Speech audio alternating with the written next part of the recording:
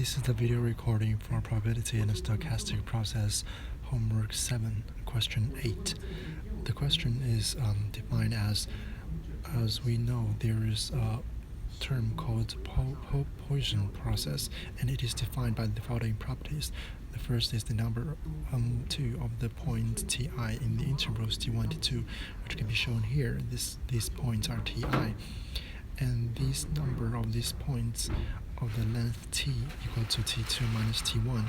It's a Poisson random variable with parameter lambda t, and we have this equation of the probability of the number of the points equal to k. It's equal to e to the degree of lambda t times lambda t to the degree of k over k exclamation mark. And the second property is if the interval t1 and t2 and t3 and t4 are non-overlapping, it means these two intervals are not lapping.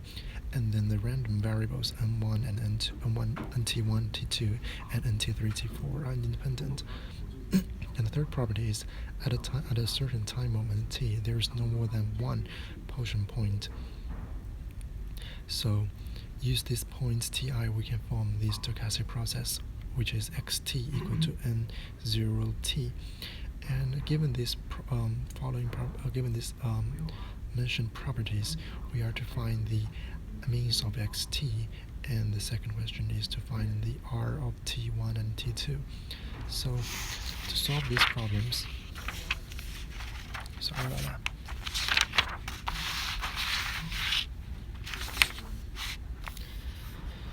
So to solve this problem, for the first question, we know it's a Poisson process, and its probability is given in the definition as px equal to k is equal to e to the degree of minus lambda times lambda to the degree of k over k exclamation mark.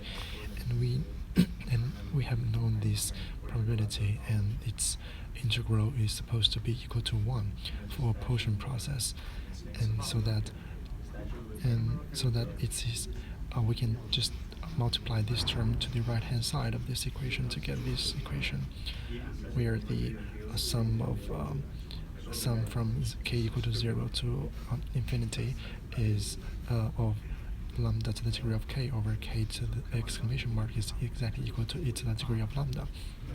And then we can take the derivative of lambda on both sides, so here, and we can get the equation of the sum of this term is exactly equal to e to the degree of lambda. So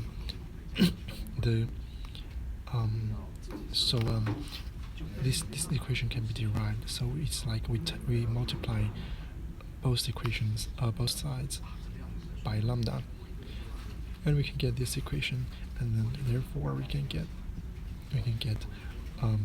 this part to multiply to the left of this equation to get here.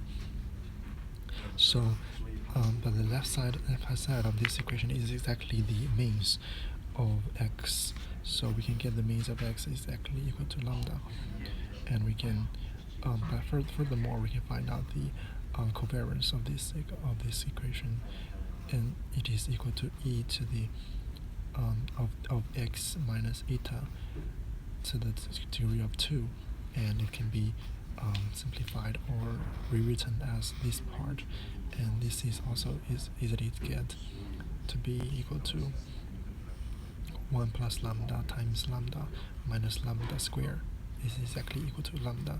So therefore these two are exactly the same, and the means of x of t is equal to lambda t, and the means of x of t to the degree of 2 is exactly equal to 1 plus lambda t times lambda t, and we have the covariance equal to lambda t. And for the second question, we know that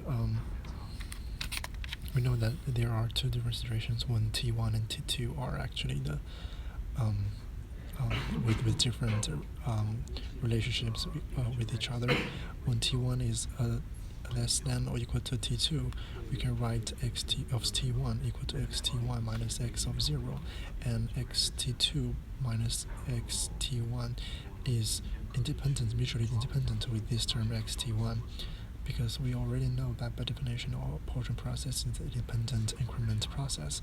Thus, the R of T1 and T2 is equal to e to the e of x1, xt1 x and times xt2. It's equal to xt1 times xt2 minus xt1 plus xt1. So we add this term and we add this term and we also add this term to make it even. And then we can separate this term into two parts actually. The first is e of xt1 times e of xt2 minus xt1, and the second term is e of xt1 squared. And as we know from the first question, we can write this equal to lambda times t1 plus lambda t1 t2.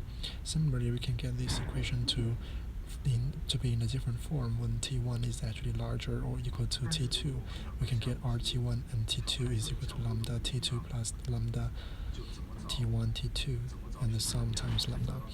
And so we combine these two situations, we get the r t1 and t2 is actually of the value where lambda times the sum of the minimum of t1 and t2 plus t1 times t2. And that's the end of this question for problem 8, sorry.